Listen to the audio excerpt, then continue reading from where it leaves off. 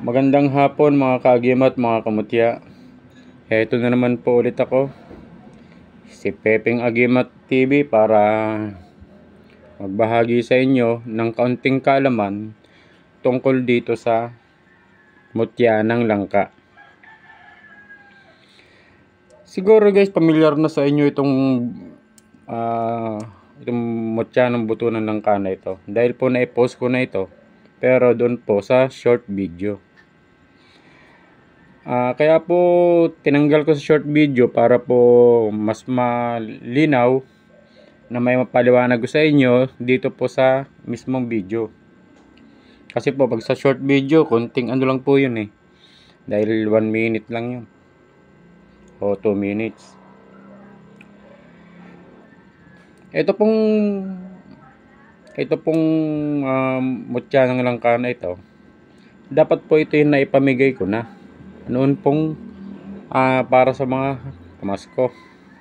Pero po, yun pong dapat na pagbibigyan ko nito, itong isa, ang pinili, bato umo, at itong isa naman ay asul na tawas. Mga taga rito lang po sa amin din, sa malapit-lapit lang din. Ito pong mutya ng langka, ito po yung nakukuha din pag ikaw nagbukas ng langka at isa-isahin mo yung mga buto ng langka, kung alin dyan yung bato, yun po ang mutya. Ito pong mutya ng buto ng langka, ito'y pinaniniwalaan na nagbibigay ng swerte sa nagtatangan nito. Bibigyan ko kayo ng pitong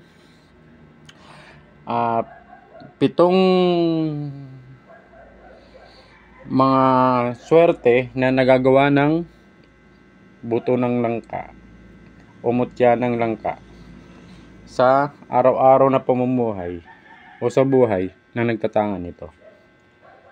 Una, kung kayo po ay nagtatangan ng mutya ng langka, sa trabaho po, kung kayo mag-a-apply, madali po kayong matatanggap. Pangalawa, pag kayo ay nakapasok ng trabaho, ang mga kasamahan ninyo ay madali ninyong makakagana ng loob. Wala sa inyong maninira o maiinggit dahil po nagtatangan kayo ng mutya ng buto ng langka.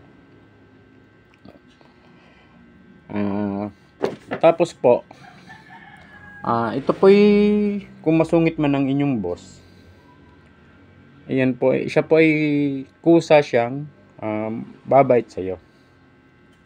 Hindi ka na kailangan sumipsip pa sa boss mo.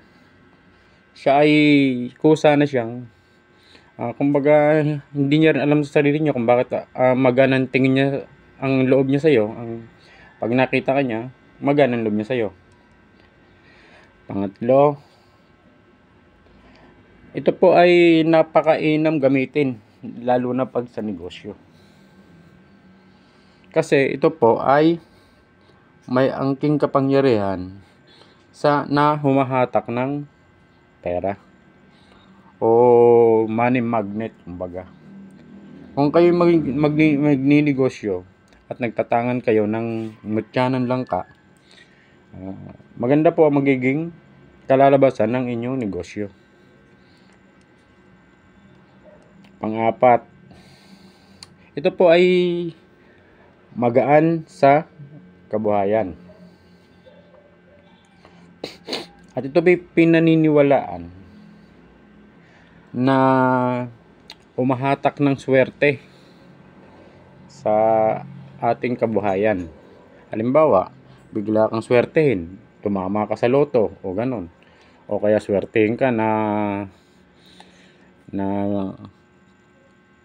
kung ano mang, basta po yung ano mang kaswertehan ay maaaring dumating sa iyo pag nagtatangan ka ng mutya ng langka. Panglima, ito po ay kahit saan kayo magpunta, lahat po ay ng makakasalamuhan ninyo ay makakagana ninyo ng loob.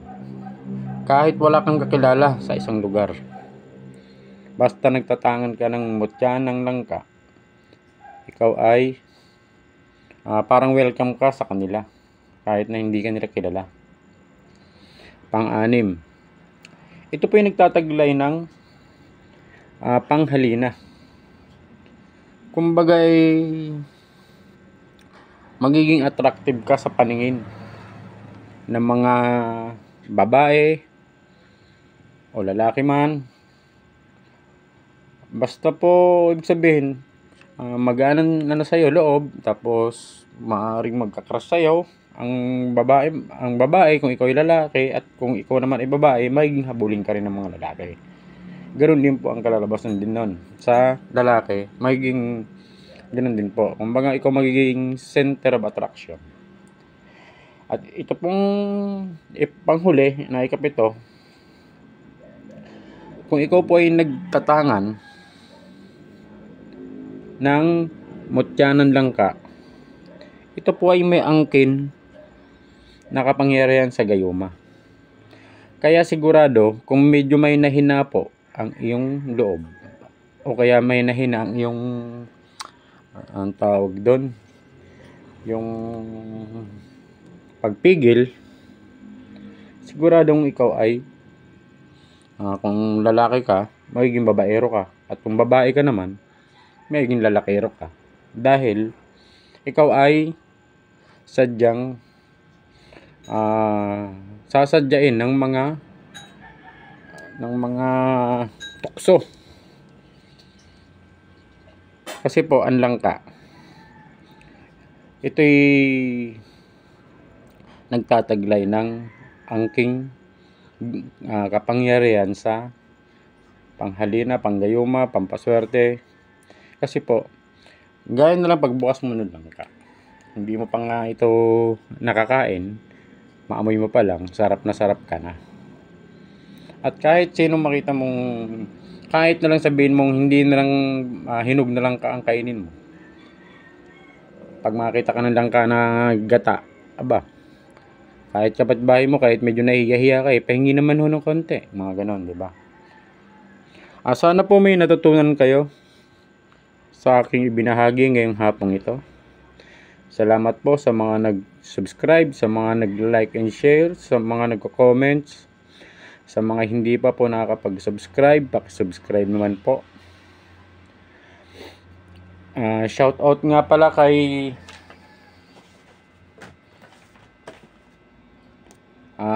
Tab Rich Hunter ng